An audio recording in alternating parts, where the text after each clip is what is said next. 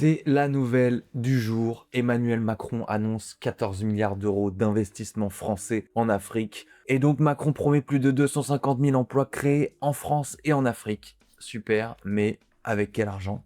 Parce qu'en fait, en ce moment, la France explose les records de dette publique.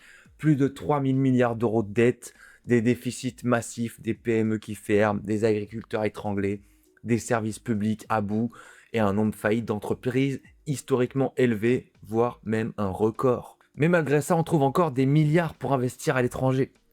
Alors, effectivement, ce ne sont pas des chèques, ce ne sont pas des aides, ce ne sont pas des subventions, ça vient en partie d'entreprises privées, de fonds d'investissement ou d'organismes comme l'AFD.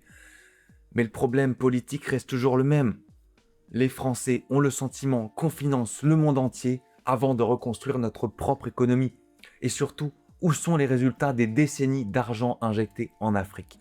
On a eu quelques exemples positifs au Maroc, effectivement, avec des infrastructures, des banques, des transports, de l'automobile, avec une présence de Renault, Alstom et Orange. Effectivement, il y a eu des créations d'emplois industriels locaux, montée des exportations marocaines et un développement de Tanger Med, c'est un hub logistique. Ceci dit, on peut reprendre d'autres exemples plus que négatifs.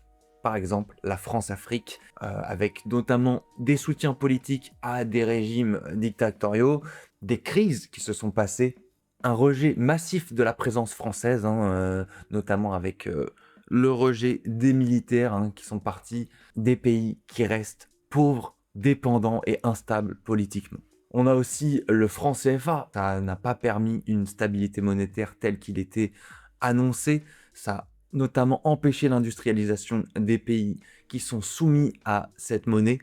Ça a favorisé les intérêts français, certes, mais on ne peut pas dire que ce soit une réussite pour l'un comme pour l'autre. Aujourd'hui, c'est la Chine qui vient poser ses pions en Afrique et elle investit massivement depuis 20 ans. Alors peut-être que la France veut faire pareil pour retrouver sa souveraineté et sa puissance sur le continent, mais aujourd'hui, on voit bien qu'on n'est pas du tout à la hauteur et qu'on ferait mieux de s'occuper de nos propres économies, de notre propre pays, de nos propres infrastructures. Donc, dans les faits, la France perd de l'influence partout au Sahel, des pays expulsent la main française, la Chine récupère les marchés, la Russie aussi avance ses pions et les Français, eux, voient surtout leur niveau de vie reculer. Donc la vraie question est simple, est-ce que ces milliards servent réellement les intérêts de la France ou est-ce qu'on continue une politique internationale coûteuse pendant que le pays s'enfonce budgétairement ?